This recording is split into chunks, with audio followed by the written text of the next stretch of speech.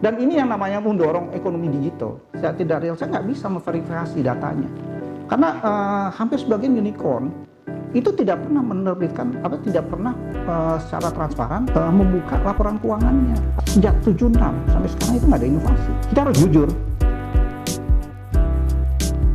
Halo Sobat Pinter Politik, kembali lagi di channel YouTube Pinter Politik. Hari ini senang sekali kita kedatangan tamu, ada Pak Ardi Suteja.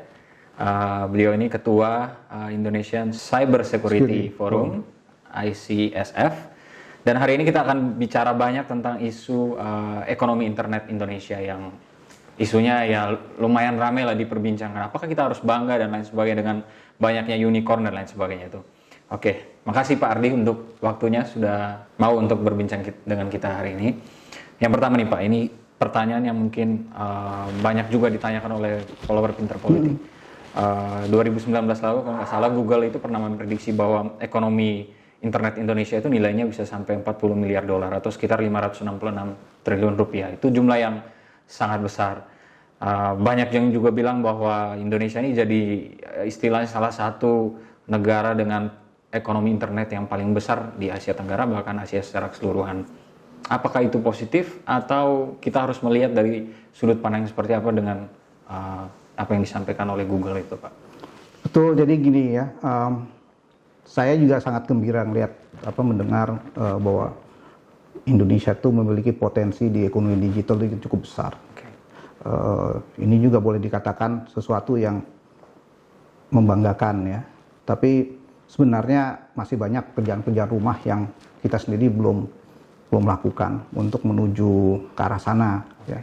Sekarang lagi ramainya semua bicara revolusi industri 4.0. Itu. Cuman yang jadi pertanyaan itu yang proses 1.0, 2.0, 3.0 itu kapan? Tiba-tiba kita kok tiba-tiba leapfrogging loncat galah gitu ya ke 4.0, 4.0. Ini proses. Jadi kalau kita mau bicara teknologi kita harus tahu proses.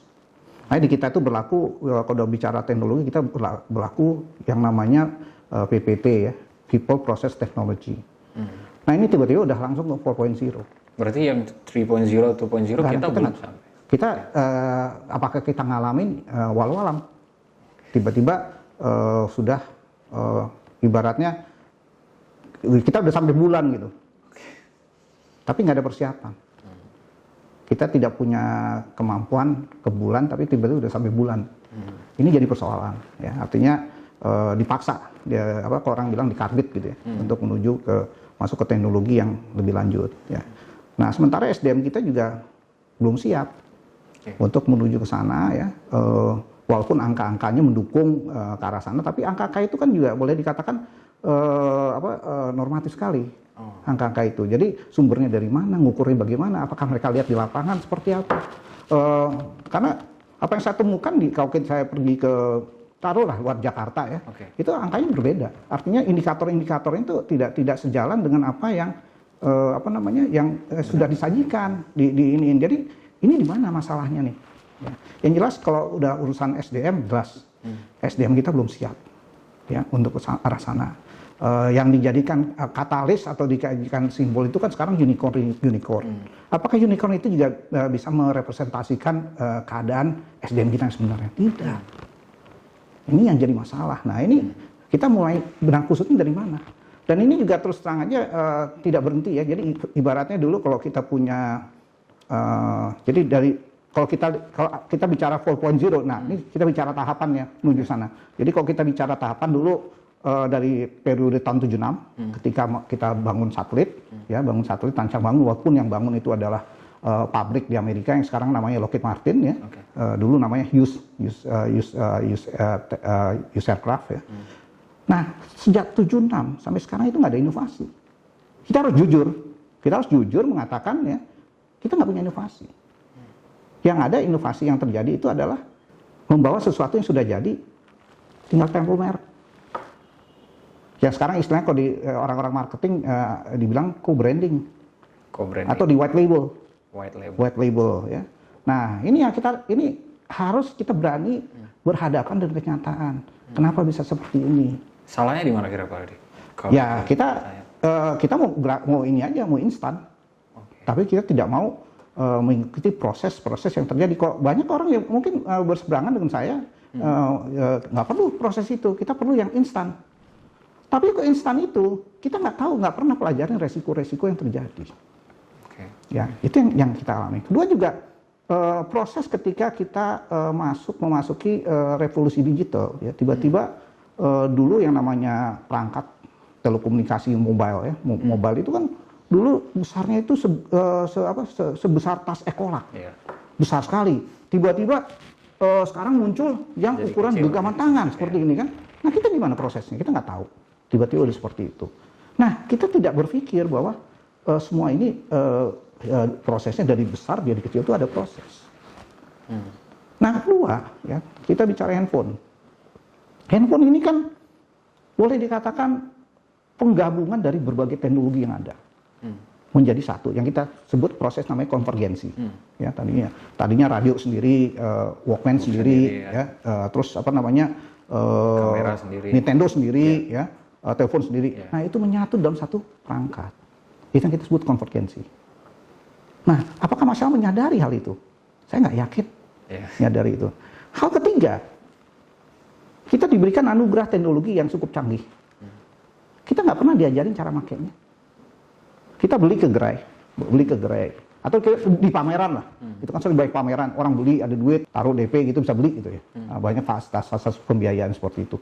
Mereka ngajarin nggak cara makainya? Nggak, belajar sendiri.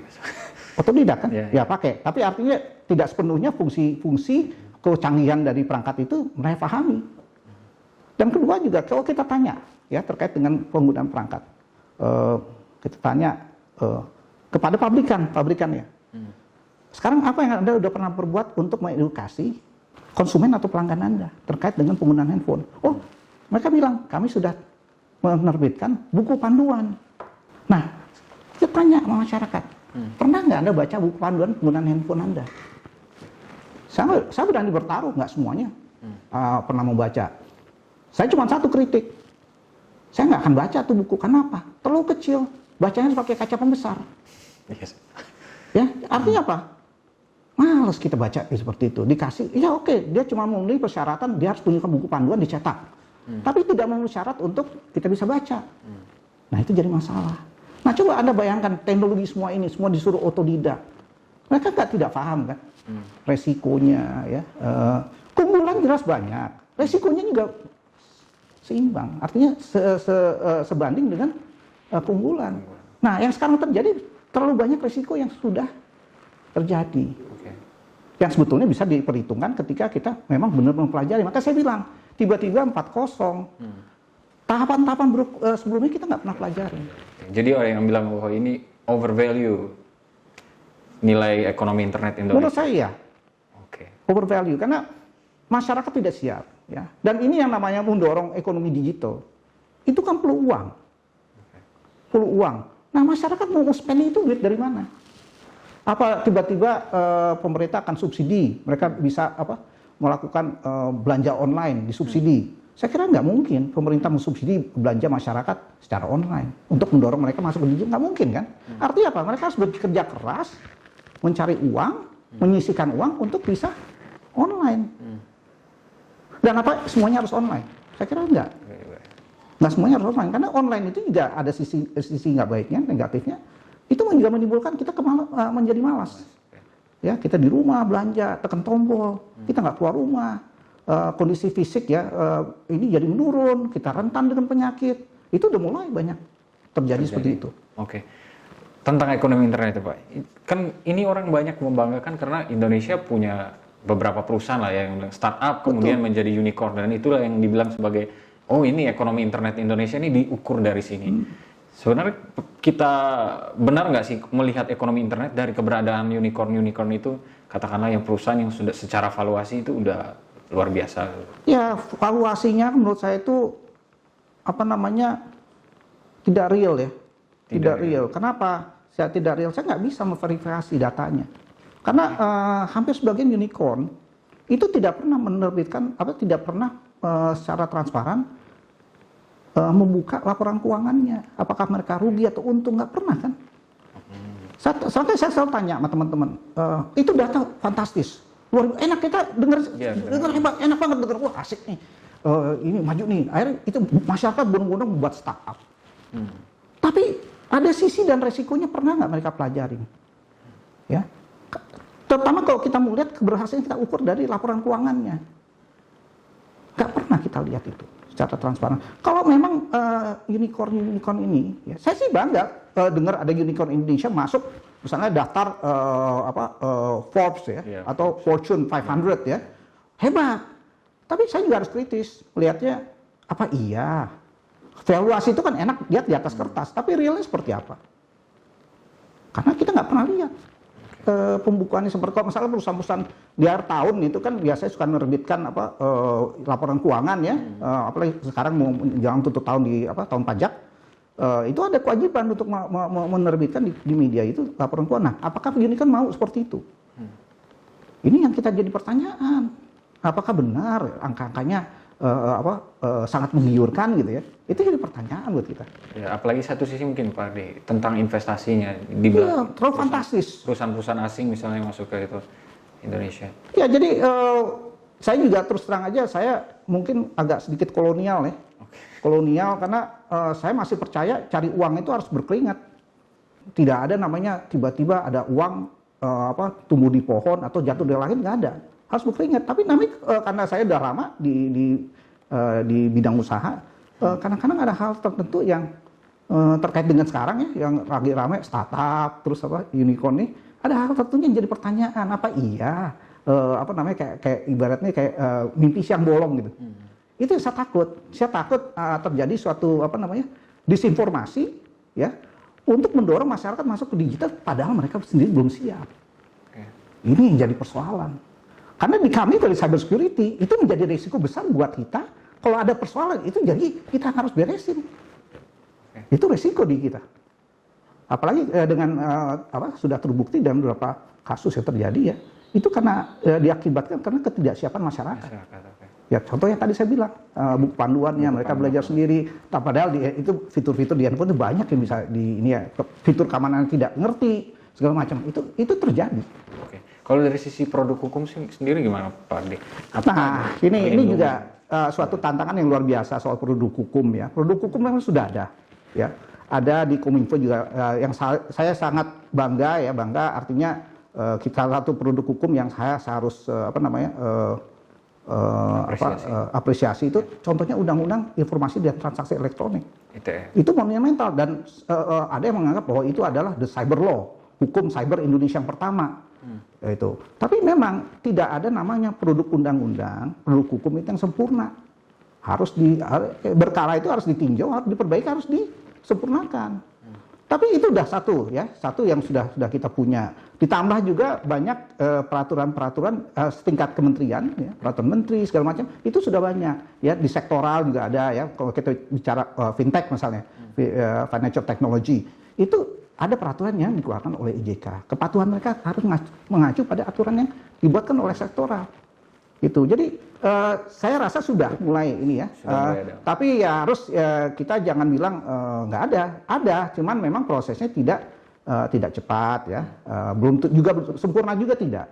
Artinya masih perlu pendalaman ya. Kedua juga harus dibarengi yang namanya regulator yang mengatur industrinya. Dia juga harus paham teknologi, bukan hanya textbook. Dia harus istilahnya harus kita mengatur sesuatu gitu ya. Masa kita ngatur handphone. Kita harus tahu wujud handphone itu seperti apa. Harus kita pegang, kita harus punya feel ya. Rasanya itu handphone kayak apa. Nggak mungkin kita mengatur sesuatu kita nggak pernah lihat wujud barangnya. Nah, ini mindset ini harus kita rubah. Kalau kita masih berpikir kita mengatur sesuatu yang kita ini keliru. Makanya nggak akan tahu resiko-resiko yang lebih presisi. Ini yang tantangan ke depan untuk teman-teman yang berkecimpung di bidang legal drafting ya, ada penyusunan produk hukum ya. Ini jadi tantangan tersendiri gitu. Dan ini juga membuka mereka juga, oh ya ini ternyata kita juga belum paham. Kita harus lihat gitu. Jadi banyak sekali tantangan kok di sektor regulasi ya. Pertama juga banyak pihak yang mengatur tapi mereka sendiri sebelumnya tidak paham. Ya. Kedua juga teknologi itu kan berkembang pesat. Dia baru dia pelajari tentang teknologi A misalnya. Baru mau dibuat aturan udah berubah lagi teknologi. Sangat pesat. sangat pesat. Jadi ini yang jadi tantangan buat kita semua ya. Tapi kalau kita bicara bagaimana ya, ini kita membangun industrinya, ya ini semua harus terlibat. Pendekatan pengembangan industri nasional ini tidak bisa sepihak, tidak bisa pemerintah dorong ini, tapi masyarakat tidak siap. Yang terjadi ada nanti timbulnya banyak resiko. Yang resiko yang kita tidak pernah perhitungan pasti akan terjadi. Itu yang jadi persoalan. Oke Pak Ardi. Oke, mungkin itu aja sih Pak Ardi yang ingin kami tanyakan tentang ekonomi internet. Buat teman-teman followers Pinter Politik, jika kalian punya pertanyaan-pertanyaan lanjutan, jangan lupa untuk tinggalkan di kolom komentar. Nanti mungkin kita akan tanyakan lagi ke Pak Ardi untuk waktu-waktu selanjutnya. Terima kasih sudah menyaksikan video ini. Jika kalian suka, jangan lupa like dan subscribe, serta ikuti terus pinterpolitik.com untuk dapatkan informasi seputar fenomena politik di Indonesia. Bye.